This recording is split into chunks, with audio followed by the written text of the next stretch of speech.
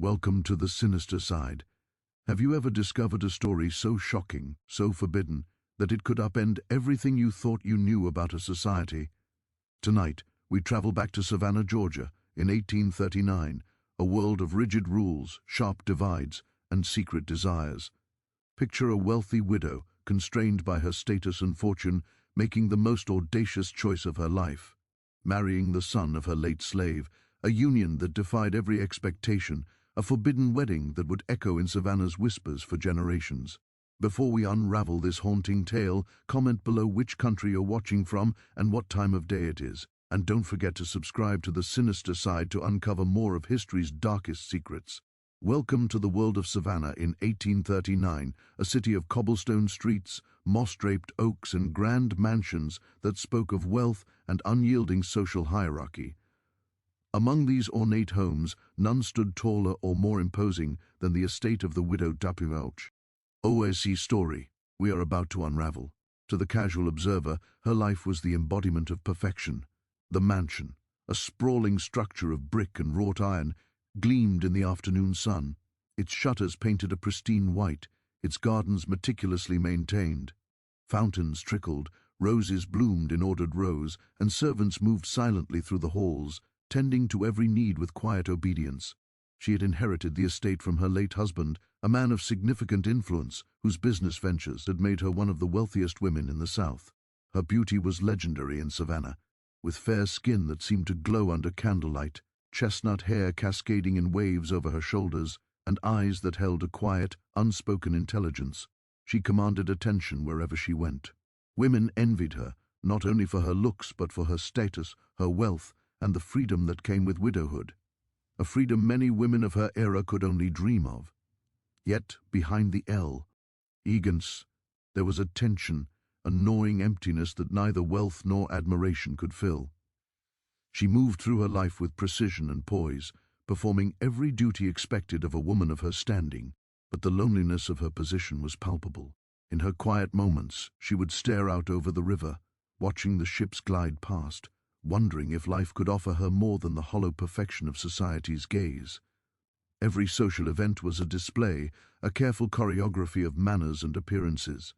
She attended lavish dinners, hosted soirees in candlelit halls where music from string quartets floated through the air, and danced with men of influence, all the while maintaining the composed facade expected of a woman in her position. Beneath the layers of silk and lace, however, she felt trapped, constrained by invisible chains that dictated who she could love, whom she could trust, and what choices were deemed acceptable. The societal rules of Savannah were rigid, and any deviation could mean scandal, ruin, or ostracization. The elite observed one another closely, and rumors spread like wildfire, often with devastating consequences. Her late husband's death had left her with not only wealth, but also authority over her estate and the people who lived and worked there. Among them were many African-American slaves, men and women who had served the family for generations. She had grown up with these people, learning their routines, understanding their work, and in some ways forming bonds that were complex and layered, a mix of dependency, respect, and human connection. She often observed them from the balcony as they moved through the gardens or worked in the kitchens and stables. Life within the estate was an intricate web of power, servitude, and unspoken rules. It was a microcosm of Savannah itself, beautiful on the surface, yet layered with secrets and unacknowledged tensions. As the days passed in quiet repetition, her thoughts turned inward. She acted on the expectations she carried, the relentless pressure to remain respectable, to maintain appearances, and to ensure that her family's legacy endured. She had no children, and the social chatter about her remaining unmarried grew louder with each passing month. People began to whisper that perhaps she had grown too old for love, that her beauty was fading, or that her heart had hardened with age. None of this, however, captured the true complexity of her desires. She longed not merely for companionship, but for connection on a level society considered dangerous, improper, and in some ways impossible. She wanted to feel understood, challenged, and admired for who she truly was, beyond the constraints of wealth and status. It was in this environment, rich with tension and anticipation, that the young man entered her life. He was not of her class, nor was he supposed to be someone she noticed. He was the son of a man who had served her family for decades, a man whose presence was familiar yet overlooked, considered part of the background noise of the household. The young man arrived to manage certain aspects of the estate following his father's passing. He was tall, strong, and carried himself with a quiet confidence that drew attention despite his station. There was a sharp intelligence in his eyes, a sense of purpose in the way he moved, and an awareness of the social world he was born into, yet forbidden from fully inhabiting. From the moment their paths crossed, there was an unspoken recognition of something rare. She noticed the meticulous way he handled his duties, the subtle way he moved through the household with efficiency and respect. He spoke little at first, but when he did, his words carried weight, a rare combination of thoughtfulness and assertiveness that set him apart. For her, it was startling, even disconcerting. She was accustomed to people who flattered or obeyed her unquestioningly, and here was someone who inspired both admiration and unsettling curiosity. She began to find herself observing him more often, watching him in ways she had not allowed herself to watch anyone in years.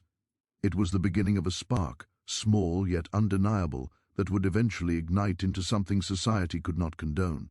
Even within the strict boundaries of Savannah society, emotions have a way of breaking through, and hers were no exception. As she navigated her daily routines, she felt a subtle tension building, an awareness that the ordinary rhythms of estate life were about to be disrupted. This young man, whose name she barely knew at first, had stirred something deep within her, challenging her notions of propriety and reshaping her understanding of desire. The initial fascination grew steadily, a quiet insistence that demanded attention, reflection, and eventually, action. She could no longer ignore the pull she felt, the dangerous allure of connection with someone so socially and racially forbidden.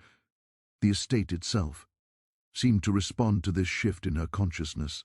Rooms that had always felt empty and lifeless now seemed charged with anticipation. The gardens, once just a display of order, became a backdrop for stolen glances, fleeting conversations, and the subtle dance of unacknowledged attraction. Every corridor, staircase, and balcony carried the potential for encounters that defied convention, and she could feel the weight of history pressing down on them both. Every decision she made now carried consequences beyond her imagination, yet she felt compelled to explore this path, driven by curiosity, longing, and a quiet rebellion against the limitations imposed upon her. Even as the whispers of Savannah society loomed in the distance, she could not deny the thrill of possibility. The young man represented not just desire, but freedom from the invisible shackles of expectation. She began to imagine a life beyond the narrow confines of propriety, a life in which she could pursue connection and passion without fear. The notion was both terrifying and exhilarating, as she knew the risks involved, yet could not resist the pull of something so fundamentally human: love, companionship, and the audacity to challenge the world itself. Her loneliness, once a constant companion, became the catalyst for a dangerous curiosity. She wondered if, by allowing herself to explore this forbidden attraction, she might finally experience life as she truly wished. In the quiet moments of the evening, as candles flickered and the estate settled into stillness, she would recall his eyes, the calm strength in his voice, and the subtle but unmistakable presence that seemed to linger even after he had left the room. Each encounter, however fleeting, left her longing for more, and the walls she had built around herself for decades began to crack, revealing the vulnerable, passionate woman beneath the carefully maintained exterior. Even as the days passed, the widow's fascination with the young man only grew stronger. She could not stop thinking about him, replaying every brief interaction in her mind with the intensity of someone discovering a new world. Each glance, each word, each quiet gesture carried meaning beyond what society would allow her to acknowledge. She found herself walking the halls of her mansion with a heightened awareness, anticipating the moments when their paths might cross. Sometimes she imagined conversations that had never happened, the what-ifs whispering in the back of her mind like a tempting secret. There was a thrill in the forbidden nature of her thoughts, a danger that was both exhilarating and terrifying. The young man, for his part, was acutely aware of the boundaries imposed by the rigid social structure of Savannah. He knew his station, the expectations, and the unspoken rules that dictated how he could interact with the widow. Yet, despite the risk, he could not ignore the way she seemed to notice him in ways others did not. There was a subtle intelligence in her attention, a curiosity that went beyond superficial observation. He began to sense that she was different from the rest of the elite, that behind her poised exterior was a woman capable of defying convention, of seeing beyond wealth, color, and social status. This recognition created a quiet bond between them, a connection forged in glances, gestures, and shared silences. The estate, with all its grandeur and history, became the stage for their growing intrigue. They moved through the same spaces daily, grand dining rooms, sun-drenched gardens, dimly lit corridors, but each encounter now carried an unspoken tension. Their interactions were measured, careful, yet charged with the electricity of possibility. For the widow, every word he spoke seemed to resonate on multiple levels, speaking not only to her intellect, but to her heart. For him, her attention was both a privilege and a source of anxiety as he navigated the fine line between propriety and desire. The social expectations surrounding them weighed heavily on both. Savannah was a city of appearances, where reputations were meticulously maintained and gossip traveled faster than the wind through the Spanish moss. The widow understood that any hint of impropriety could ruin her, socially and financially. Yet the pull she felt toward this young man was undeniable, a force that challenged every lesson she had been taught about the limits of her position. She began to question the rules that had governed her life, wondering if true happiness could ever be found within the narrow confines of society's expectations. Their secret fascination slowly began to shape their days. She found reasons to speak with him, asking questions about the estate, seeking advice, and occasionally lingering longer than necessary in casual conversation. Each interaction carried a risk, yet she could not resist the connection that had quietly formed. He, too, found excuses to engage, offering insights, assisting, and subtle acts of attention that conveyed a respect and admiration uncommon in his world. Their exchanges, though seemingly ordinary to anyone observing, were imbued with an intensity that neither could fully articulate. In the quiet of her private chambers, the widow allowed herself to reflect on what these feelings meant. She considered the societal consequences, the judgment of friends and family, and the potential scandal that could ensue if anyone discovered the depth of their connection. And yet, the thought of suppressing her desires entirely was unbearable. It became increasingly clear that her attraction was not merely fleeting, it was a profound awakening, a stirring of emotions long dormant beneath the weight of duty and expectation. She recognized that to ignore it would be to deny herself a chance at a life fully lived, even if the consequences were severe. At the same time, she was acutely aware of the historical context in which they lived. The system of slavery created rigid hierarchies, and the widow had grown up within this framework. The young man's presence challenged not only her personal desires, but also the very foundations of her understanding of social order. She found herself grappling with conflicting emotions, admiration, longing, fear, and guilt, all intertwining in a complex web that defied simple explanation. Every encounter forced her to confront the limitations imposed on her by birth and status, as well as the broader injustices that governed the lives of those around her. Despite these conflicts, a quiet determination began to emerge. The widow realized that her life, though privileged, had been circumscribed by rules she had never fully chosen. Her connection with the young man, though dangerous, represented a chance to reclaim agency over her own desires. It was an awakening that frightened her as much as it exhilarated her, but she could no longer ignore it. She began to imagine a life in which she could act on her instincts, follow her heart, and challenge the rigid structures that had confined her for so long. The young man, too, was undergoing a transformation. He had grown up in the shadow of the widow's family, aware of the limitations imposed upon him by society, yet he had always carried a quiet resilience, a sense of purpose that set him apart. Her attention validated his intelligence, skill, and humanity in a way that few others had. He began to recognize that his life could hold possibilities he had never dared to imagine, that connections could transcend the boundaries of class and race, even in a society as unforgiving as Savannah. Each encounter with her reinforced this awareness, strengthening a bond that was as delicate as it was dangerous. Their interactions, though still constrained by societal expectations, became increasingly layered with unspoken understanding. A glance across the room, a shared moment in the garden, or a subtle acknowledgement in passing spoke volumes that words could not capture. These moments, though fleeting, created a foundation for trust, admiration, and something deeper, an emotional intimacy that defied the rigid rules of 1839 Savannah. For both, it was a revelation, a recognition that human connection could exist even in the most restrictive circumstances, that love, desire, and companionship were forces not easily contained.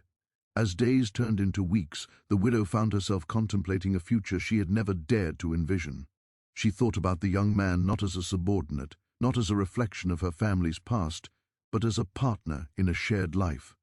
Someone who could challenge her, inspire her, and awaken parts of her soul that had lain dormant for decades. It was a radical notion, one that defied everything she had been taught, yet it felt undeniably right. In these quiet moments of reflection, she allowed herself to imagine a life that embraced possibility, that acknowledged her desires, and that dared to confront the constraints of her world. Her fascination was no longer simply curiosity, it had become a force, a quiet but persistent insistence that demanded attention. She began to see the young man everywhere, in the quiet spaces of her estate, in the shadows of her thoughts, and in the possibilities of a life that could exist beyond convention.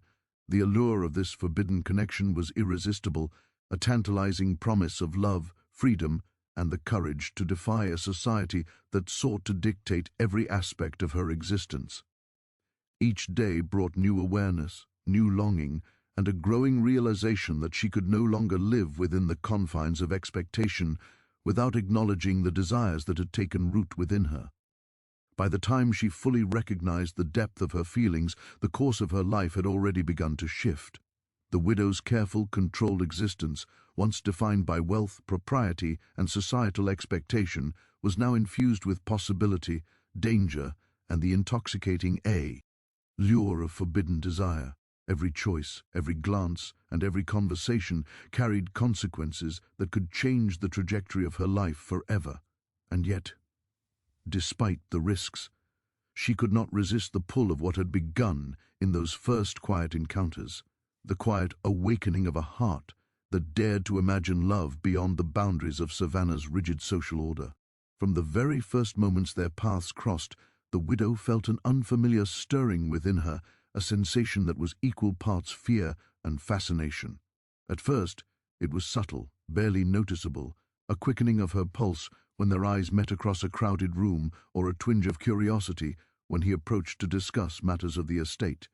Yet, as days turned into weeks, the awareness of his presence became unavoidable. The young man carried himself with a confidence that was quiet but undeniable, a strength that seemed to resonate on some deeper level she could not articulate. He was intelligent, observant, and skilled, and every action he took seemed to reflect not just competence, but a natural dignity that demanded recognition. She had grown up seeing men of her station, men trained in wealth and influence, yet none had struck her with the subtle force of this young man's character. What made the connection between them so dangerous and so irresistible was precisely the world in which they lived. Savannah, like much of the South, was a place of rigid divisions. Lines of race, class, and propriety were drawn with precision, and crossing them was unthinkable. To love him openly would be unthinkable, scandalous, and punishable by societal exile, if not outright ridicule. Yet the more she tried to suppress her feelings, the stronger they grew. There was a magnetic pull in his presence, a sense of recognition that transcended the limitations imposed upon them. She found herself looking for him in the corridors, lingering by the windows where she might catch a glimpse of him in the gardens, and in entering errands simply to pass through the areas where he worked. Each encounter was charged with a subtle intensity, a quiet acknowledgement that something extraordinary was unfolding between them. For the young man, the awareness of her attention was both thrilling and terrifying. He understood the stakes, the potential fallout of even the smallest hint of impropriety. Yet, he could not deny the attraction that grew with each glance, each conversation, each shared silence. He had spent his entire life navigating the boundaries of a society that placed him in a subordinate position, yet in her presence, those boundaries seemed to shift, if only slightly. There was a rare recognition in her eyes, a curiosity that mirrored his own, and for the first time he felt as though someone of her world saw him not merely as a servant or a shadow of the household, but as a person with worth, intelligence, and depth. Their early interactions were cautious, deliberate, and measured. In public spaces, they maintained the strictest propriety, exchanging only the necessary words to conduct business or manage the estate. Yet in the private corners of the mansion, the library after dinner, the quiet garden paths in the late afternoon, there was a subtle dance of attention and recognition. A word, a glance, a touch of the hand while passing a book, each carried a weight far beyond its apparent simplicity. Every exchange was a risk, yet the thrill of the forbidden made the danger intoxicating. The widow began to notice small changes within herself. Her heart raced at the mere sound of his footsteps. Her mind lingered on imagined conversations, and a longing took root that defied the rules she had spent a lifetime observing. The whispers of Savannah society loomed in the background like a persistent shadow. She knew the eyes of the elite were everywhere, and that any hint of impropriety could trigger scandal, condemnation, or even threats to her safety and position. Yet the allure of of genuine intimacy, was too powerful to resist. Every secret glance across a room, every fleeting conversation in a secluded hallway became a charged moment, a testament to the unspoken bond developing between them. There was a tension in the air that neither could ignore, a silent acknowledgement that their relationship was moving beyond the boundaries of ordinary interaction. In these moments, they began to see each other differently. The widow, accustomed to men who flattered her or respected her purely out of obligation, now saw someone capable of challenging her intellect and touching her heart. His thoughts, observations, and quiet humor revealed a depth she had not encountered in years. She began to admire his resilience, his cleverness, and the way he navigated the constraints of a society designed to limit him. Each interaction revealed new layers of character, and with every revelation, her fascination grew stronger. For the young man, the widow represented more than wealth or status.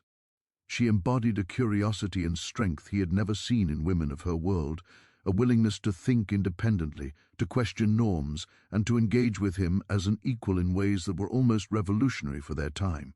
Her attention was not the hollow admiration of her peers. It was genuine, thoughtful, and deeply affecting.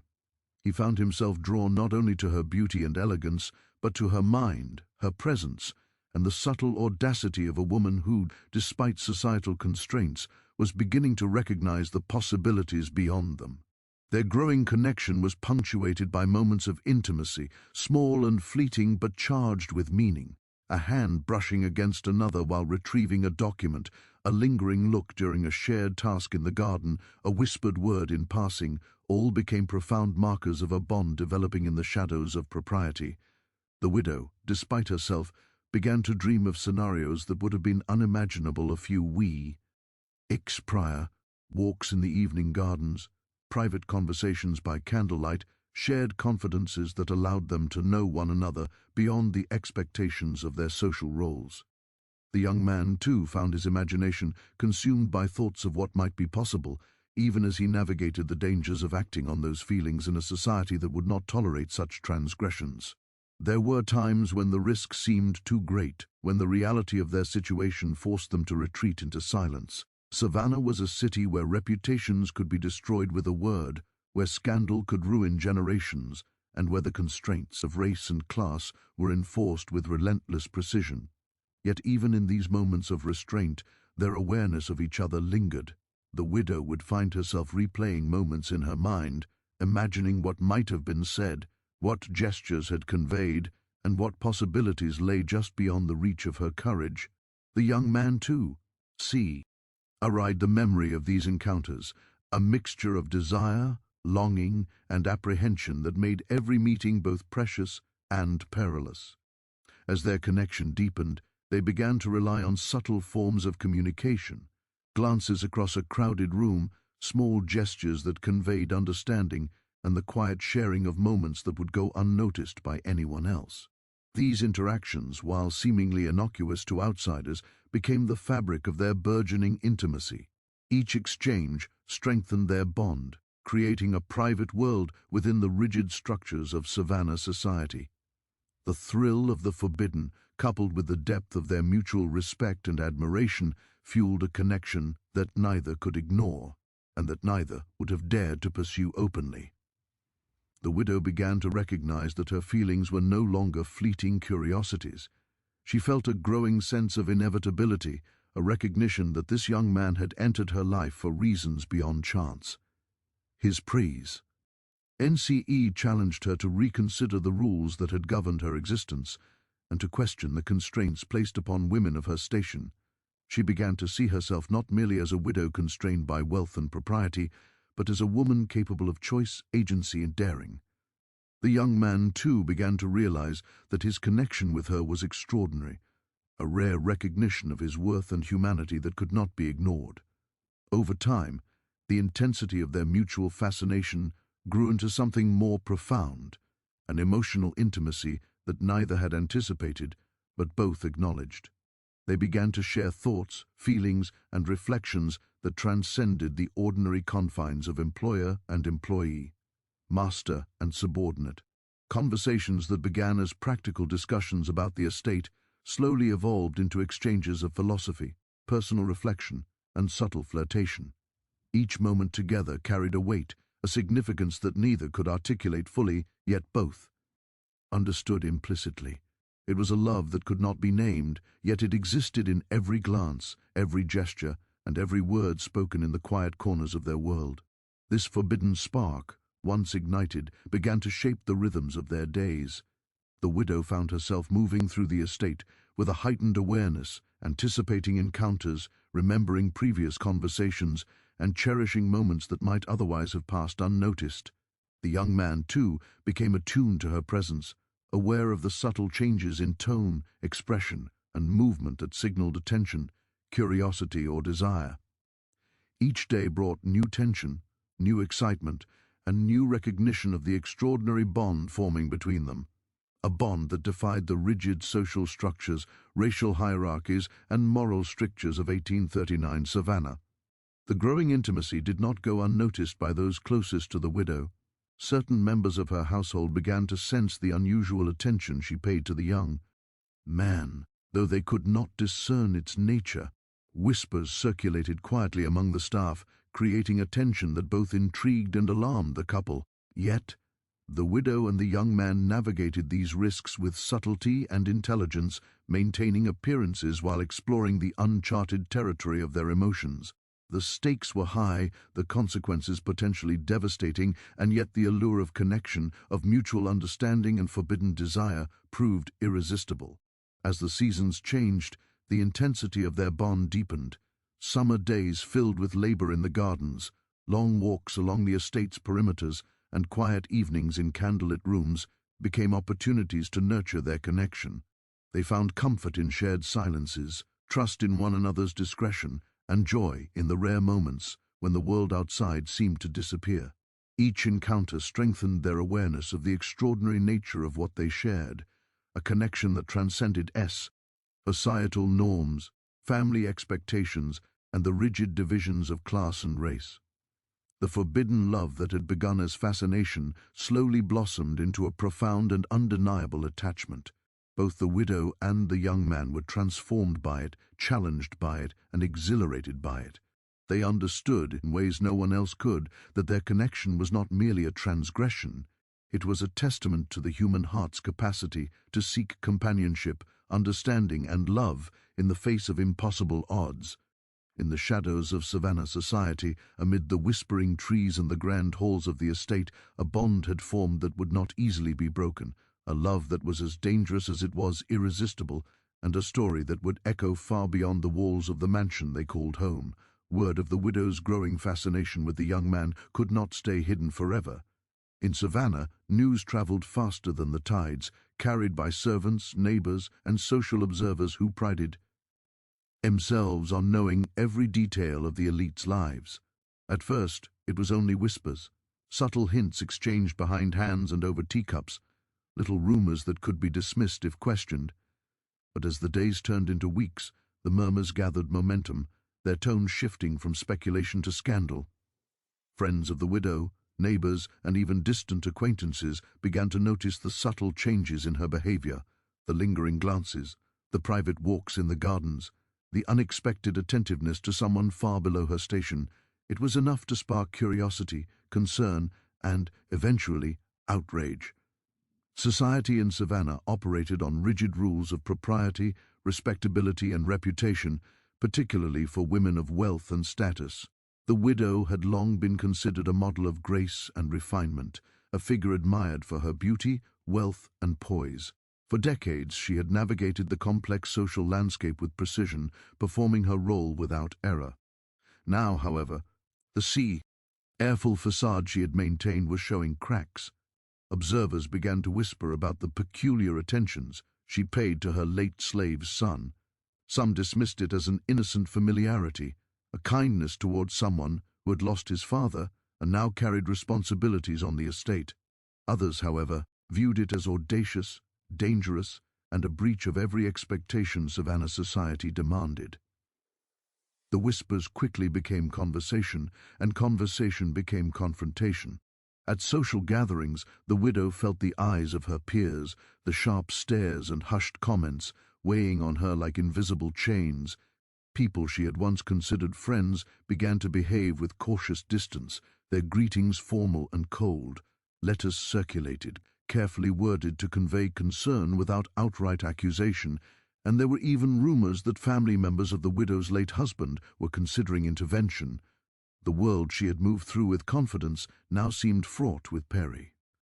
A society ready to pounce on the first misstep. The young man, aware of the growing attention, was equally cautious. He understood the danger of even the slightest hint of impropriety. To be caught in a compromising position with a woman of wealth could ruin him, perhaps even endanger his life. Yet, despite the warnings and the ever-present threat of scandal, he could not ignore the connection they shared. Every time he saw the widow, there was a tension that both exhilarated and terrified him. He had grown up knowing the limits of his world, understanding the boundaries imposed by race and class, yet he now found himself drawn into a realm of passion, longing, and defiance that challenged every lesson he had been taught. Savannah itself seemed to respond to the unfolding scandal. The city, known for its elegance and beauty, was also a place of scrutiny and judgment, where the private lives of the wealthy were monitored as closely as the tides of the river. The murmurs about the widow and the young man spread, carried in letters, gossip at markets, and the quiet observations of servants who moved between households. Some found the idea of such a connection unthinkable, a threat to the very fabric of the city's order. Others were fascinated, secretly rooting for a forbidden love that defied convention, intrigued by the audacity of a woman willing to challenge societal norms. Within the widow's household, the tension grew palpable. Servants exchanged furtive glances and whispered in corners, speculating on the nature of the bond forming between their mistress and the young man. Some were sympathetic, recognizing the humanity and longing behind what outsiders would label scandal. Others were uneasy, worried about the consequences of being associated with such a breach of propriety. The young man, ever careful, navigated these dynamics with skill, aware that even the slightest misstep could provoke suspicion or gossip. Every word, every gesture, every interaction was measured with the precision of someone walking a tightrope, balancing desire with the need for secrecy. The widow herself felt the weight of societal scrutiny in every action she took. Once she had moved through the world with confidence, secure in her beauty, wealth, and social standing. Now, she was acutely aware of the judgments, the whispers, and the silent expectations pressing upon her. Friends and acquaintances began to treat her differently, some with pity, others with quiet disapproval. Invitations to social events became scarce, and letters from relatives were filled with subtle admonishments. Even the staff, loyal as they were, could not fully shield her from the consequences of societal eyes that were always watching. The scandal, once confined to whispers, began to take a more concrete form. Local newspapers, hungry for stories that would titillate readers, hinted at irregularities within the household. They spoke of the widow's unusual attentions to a young man of lower station, avoiding outright accusation but carefully suggesting impropriety. Friends of the widow's late husband circulated letters warning of the danger to her reputation, urging caution and discretion. Even those who had admired her from afar now began to question her judgment, framing her actions as reckless and unbecoming of a woman of her stature. Despite the pressure, the widow refused to suppress the connection entirely. She understood the risks, but the growing bond with the young man had become a lifeline, a source of emotional fulfillment she could not ignore. Each encounter, however brief or subtle, reinforced the undeniable reality of their attraction. They communicated through gestures, glances, and shared tasks, finding private moments that allowed them to connect, without drawing the scrutiny of prying eyes. Every interaction was a calculated risk, yet the thrill of the forbidden made it irresistible. The public's fascination with the story grew, turning what began as whispers into a citywide intrigue. People speculated about the nature of their relationship, some condemning it outright, others secretly admiring the courage it took to defy societal norms.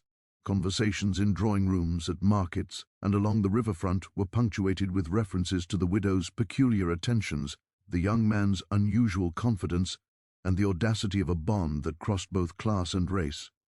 It became clear that the story would not remain private. It had entered the collective consciousness of Savannah, challenging assumptions, provoking outrage, and inspiring curiosity. Even within the estate, the tension was undeniable. Every movement, every glance, every exchange carried weight, a significance magnified by the knowledge that the world was watching. The widow, aware of the consequences, navigated her days with a delicate balance of propriety and desire, never fully able to relax in the presence of the young man. He, too, understood the stakes, maintaining an outward composure while internally grappling with the intensity of their connection. The love that had begun in quiet fascination now existed under the weight of societal judgment, transforming ordinary moments into acts of courage and defiance. The scandal reached its peak when rumors of private meetings, secret conversations, and stolen moments began to circulate more openly. Friends, family, and neighbors speculated on the depth of their connection, imagining scenarios that neither could confirm nor deny. Some attempted to intervene, sending letters of warning or visiting the widow under the guise of concern, hoping to dissuade her from continuing a path they considered dangerous. Others simply watched, fascinated by the audacity of a woman willing to challenge the norms of her society so openly. Through it all, the widow and the young man remained connected, their bond strengthened by the very scandal that threatened to destroy them. The whispers, letters, and curious glances became part of the rhythm of their days, a constant reminder of the risk inherent in their affection.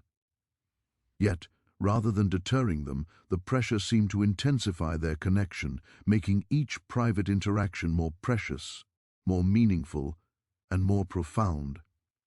They had discovered in one another a rare understanding, a shared defiance, and a courage that transcended the fear of societal judgment. In the midst of Savannah's fascination and outrage, the young man demonstrated remarkable composure. He navigated the social terrain with intelligence and restraint, ensuring that no overt evidence of their bond could be discovered. Yet even in the careful management of appearances, the depth of their connection was undeniable. Every glance across the room, every word spoken under the cover of privacy, carried the weight of unspoken desire, rebellion, and mutual admiration. The city may have been scandalized, but in the quiet corners of the estate, love continued to flourish against the odds. The widow, too, had to reconcile the thrill of defiance with the reality of potential consequences. She understood that her reputation, her family's legacy, and her place in society were all at risk.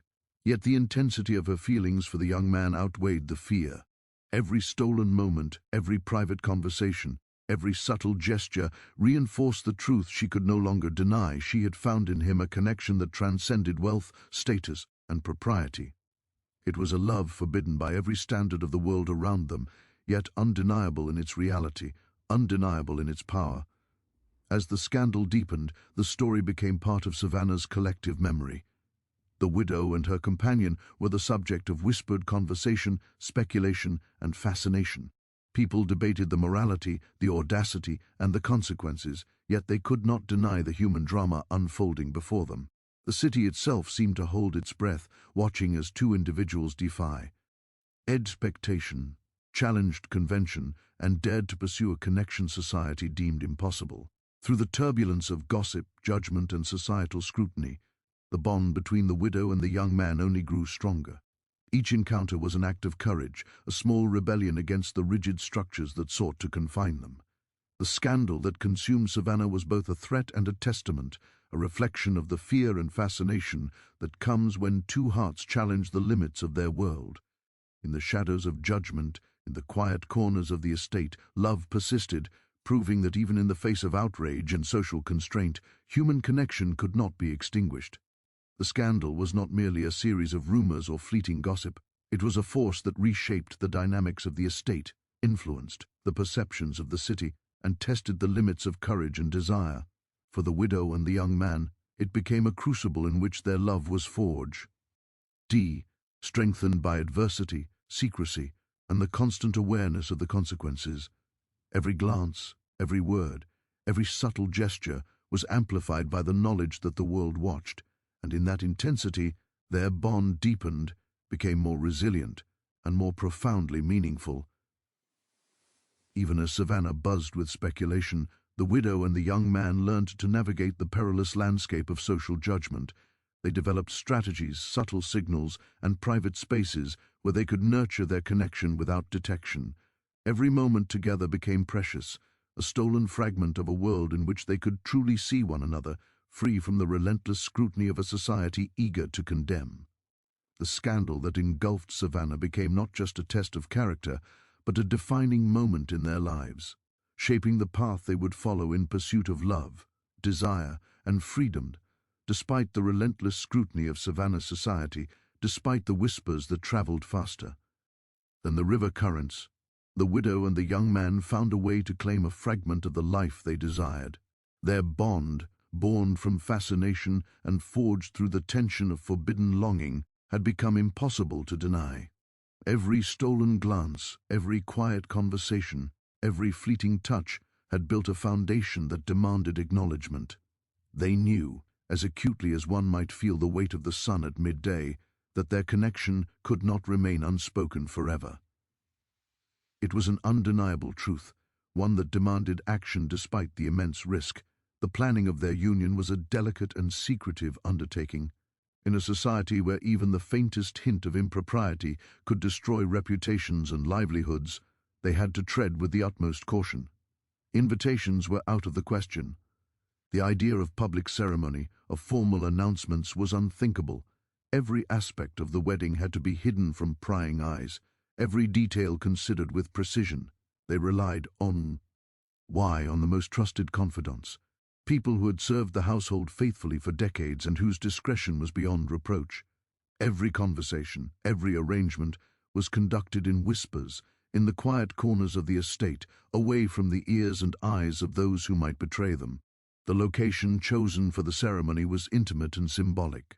It was a small, secluded chapel on the outskirts of the city, one of the few places where they could hope for privacy.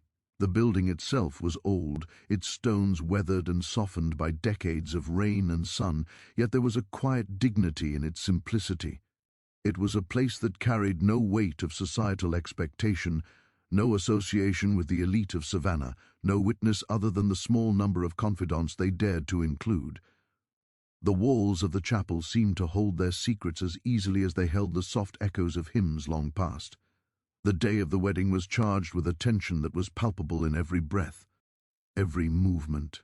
Dawn broke slowly over the city, casting a soft light across the estate as if the world itself hesitated in anticipation.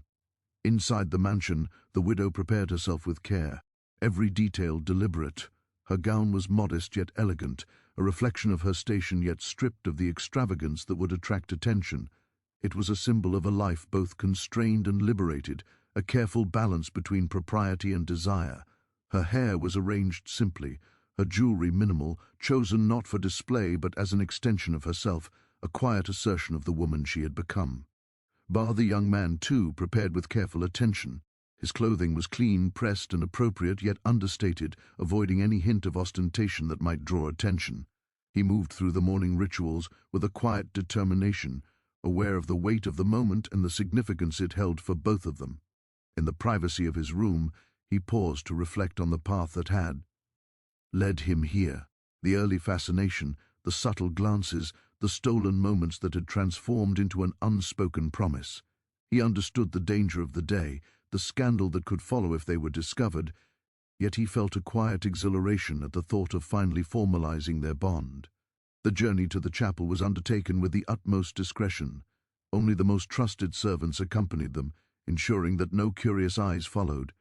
The streets of Savannah, bustling with merchants, laborers, and townspeople, seemed oblivious to the quiet drama unfolding, yet the couple moved with the awareness of how delicate their situation truly was. Every carriage turn, every footstep, every glance over the shoulder was imbued with caution. Even the slightest misstep could provoke suspicion, yet they pressed forward, driven by a desire that had grown too powerful to suppress. Upon arrival, the chapel seemed to embrace them in its quiet, shadowed spaces. The air was thick with the scent of aged wood and old stone, a scent that spoke of endurance, secrecy, and the passage of time. Sunlight filtered through stained glass windows, casting patterns of color across the floor, illuminating the faces of those few witnesses who had been invited with careful consideration. The atmosphere was intimate, sacred in a way that the grand halls of Savannah could never provide.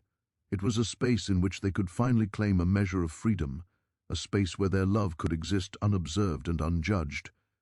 The ceremony itself was simple, yet deeply profound. The words exchanged were deliberate, carefully chosen to convey commitment, respect, and passion, without drawing attention to the scandal that lay just beyond the chapel doors. They spoke of loyalty, devotion, and the courage to defy societal constraints. Each vow was heavy with meaning, each gesture a testament to the risks they were willing to take for one another. In that quiet, sunlit space, they acknowledged a bond that had grown from curiosity to fascination, and from fascination to a love that demanded recognition. The witnesses, carefully selected, were the pillars of discretion. They were household staff and a few trusted confidants who understood the stakes and the profound significance of the moment. Their presence was both reassuring and necessary, ensuring that the union was recognized and validated, even if it would remain hidden from the broader world. These individuals understood the gravity of the act, the rebellion it represented against a society obsessed with status and propriety, and they carried the secret with them, safeguarding the couple from discovery. As the ceremony concluded, a quiet sense of triumph and relief settled over them. The risk had been immense, the danger of exposure real, yet they had claimed a fragment of their destiny with courage and deliberation. The vows they had exchanged were more than words. They were a declaration of defiance, a commitment to 1A. Another that transcended the rigid boundaries of class, race, and social expectation.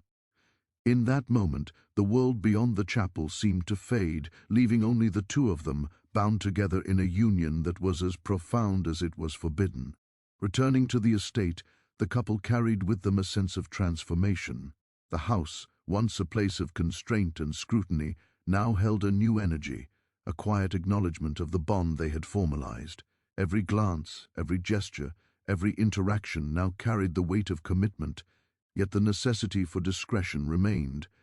They navigated the household with a renewed sense of purpose, aware of the tension between public appearance and private reality.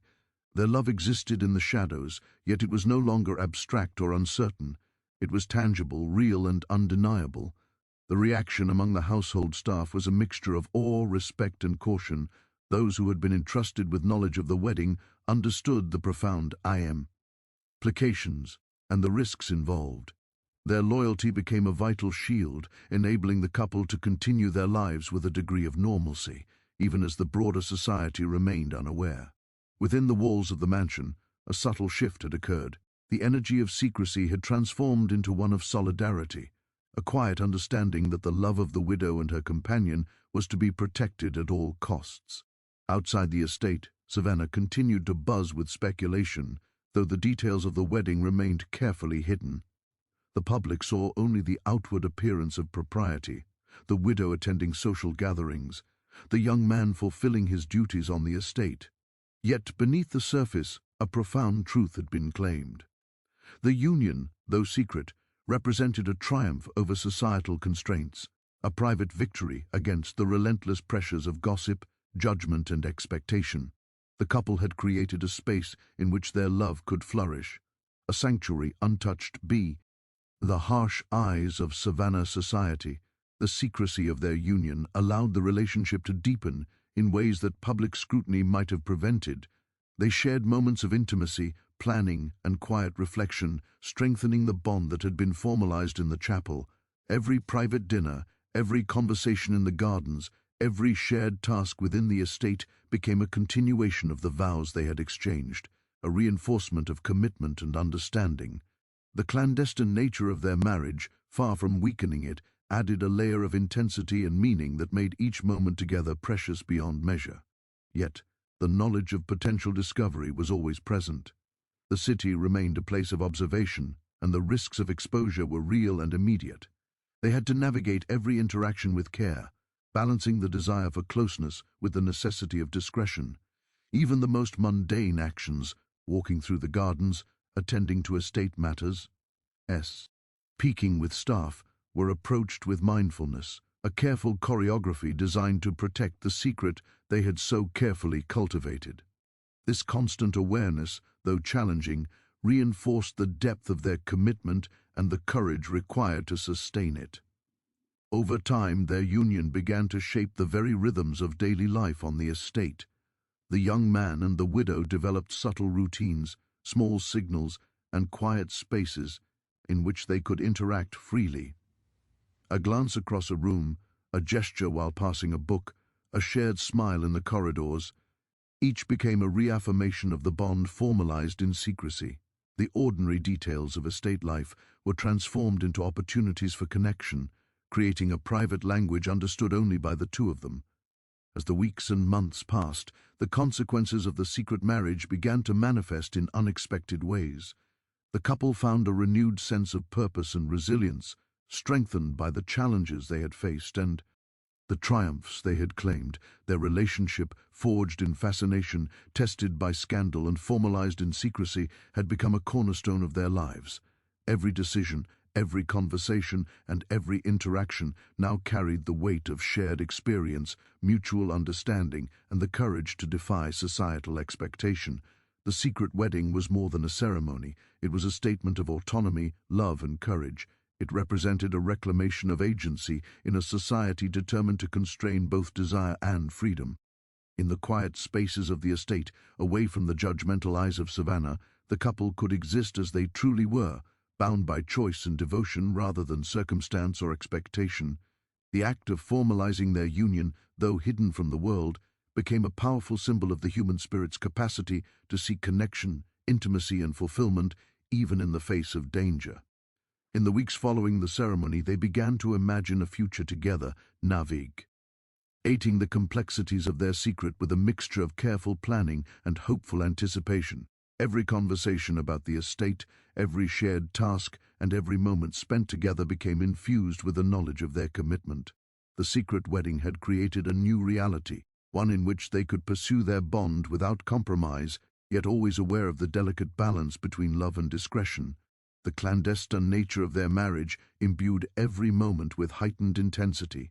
Simple gestures, a brush of the hand, a look across the room, a whispered word, became deeply significant, reminders of the vows exchanged in the quiet chapel. The secrecy demanded vigilance, patience, and trust, yet it also allowed a depth of connection that public recognition might have diminished. In a world obsessed with appearances, they had carved out a sanctuary in which their love could flourish on its own terms.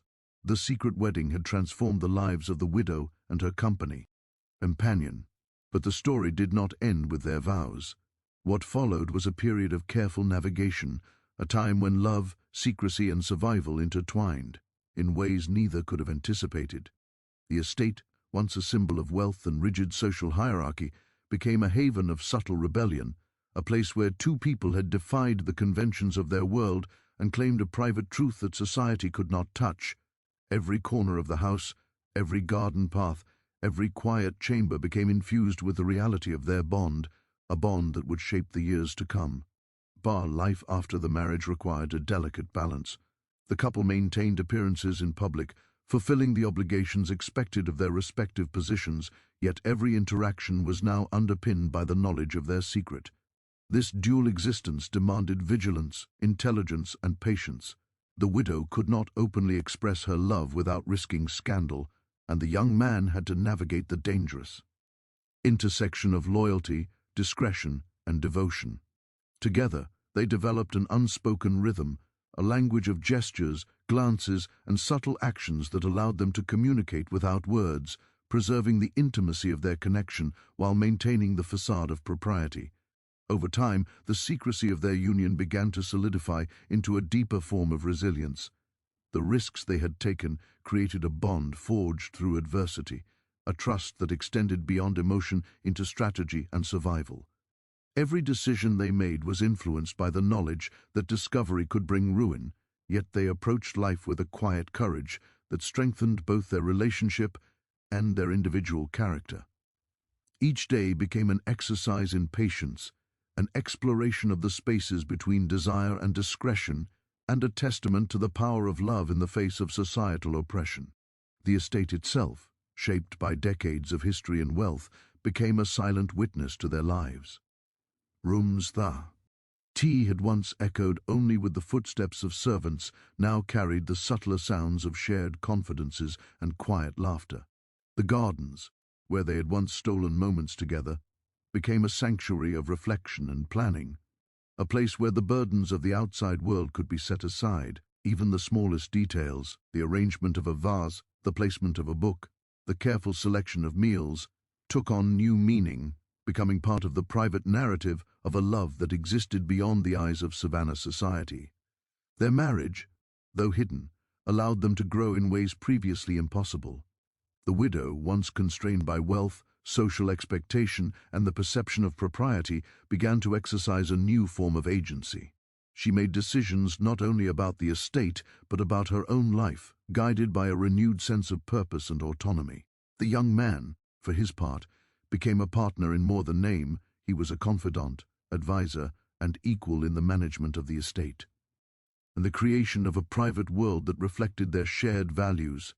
Their love, initially sparked by fascination and desire, had matured into a deep respect, a mutual understanding, and a partnership that defied the rigid hierarchies of 19th-century Savannah.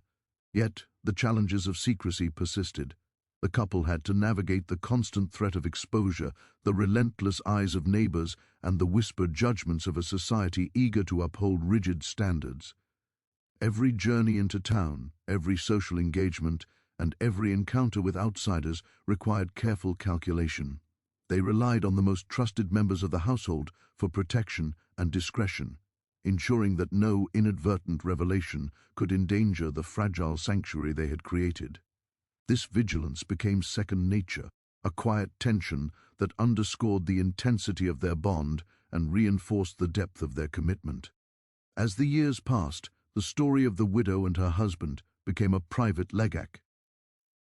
Passed down through subtle gestures, shared memories, and the careful preservation of documents, letters, and artifacts. They understood that their actions, though hidden from public view, carried significance for future generations. The estate became a repository of private history, a place where love, courage, and rebellion against societal constraints were immortalized in the quiet rhythms of daily life. Each decision, each interaction, each carefully guarded secret contributed to a narrative that would endure long after their own lives had ended. Their bond also had a profound impact on those around them.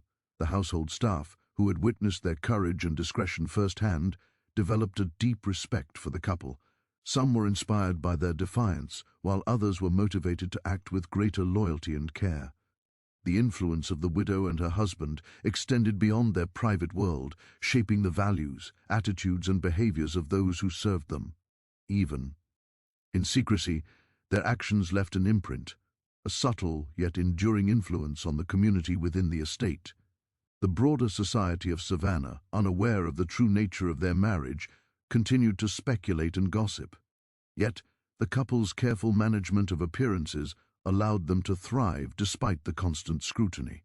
The widow's reputation remained intact, her social standing preserved, and the young man's presence on the estate continued without interruption. The delicate balance they maintained was a testament to their intelligence, foresight, and unwavering commitment to one another. In a world defined by rigid hierarchies and unforgiving judgment, they had carved out a space for freedom, love, and dignity. The secret marriage also had profound personal effects. The widow experienced a transformation in self-perception, recognizing her capacity for courage, desire, and agency. She discovered a strength she had not known existed, a resilience born of necessity and nurtured through experience. The young man, too, grew in confidence, wisdom, and emotional depth, shaped by the trust placed in him and the responsibility of maintaining both the estate and their secret. Together they navigated a complex world, forging identities that balanced societal expectation with personal fulfillment, and creating a legacy that would endure in ways both visible and hidden. Children, if they came, would inherit not only the wealth and position of the estate, but also the lessons of courage, discretion, and resilience. The story of their parents' love, hidden though it may have been, would shape the values and choices of the next generation. Even in secrecy, the act of claiming their union against the constraints of society became a model of integrity and determination, a reminder that love, when pursued with courage and wisdom, could transcend boundaries and endure beyond the scrutiny of the world. The couple also understood the importance of documenting their experience of the human heart.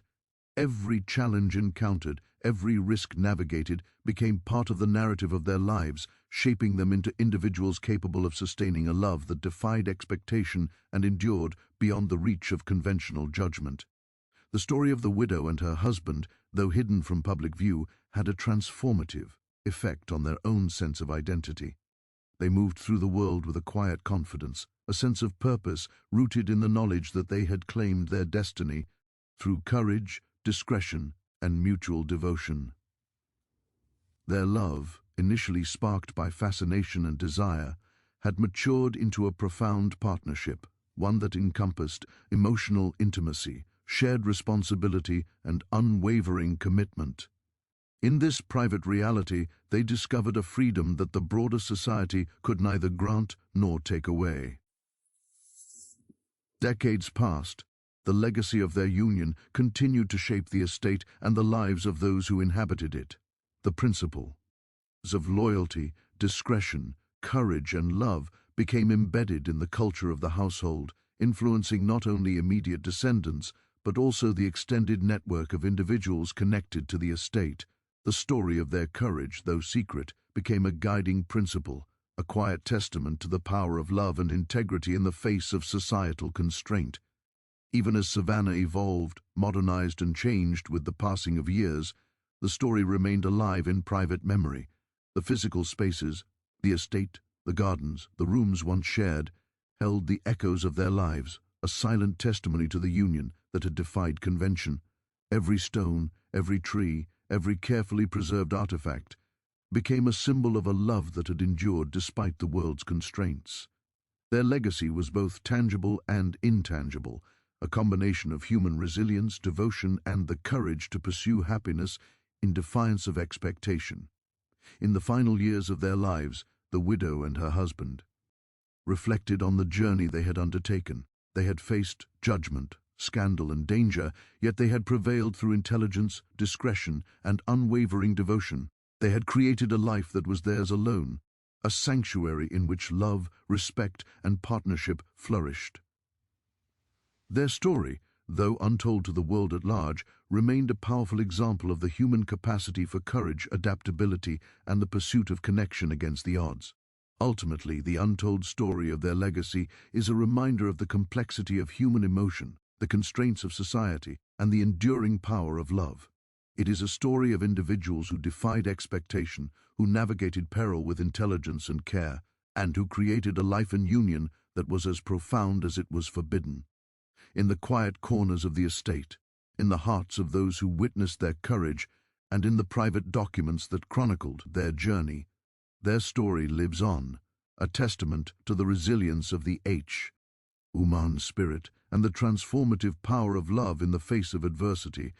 Even today, their tale resonates with the timeless tension between societal expectation and personal desire, between risk and reward, between secrecy and authenticity. It is a story of bravery, devotion, and the profound lengths to which individuals will go to protect, preserve, and honor the love they share. Though Savannah may never fully know the depth of their secret, the legacy of the widow and her husband endures in the quiet, lasting impact of their choices, their courage, and their undying devotion to one another. Their story, hidden yet enduring, serves as a reminder that love, when pursued with integrity and bravery, can transcend the boundaries of circumstance, expectation, and societal judgment. It is a tale of hidden triumph, private resilience, and the enduring power of human connection, a story that continues to echo in the spaces they once inhabited and in the hearts of those who understand the courage it took to live it.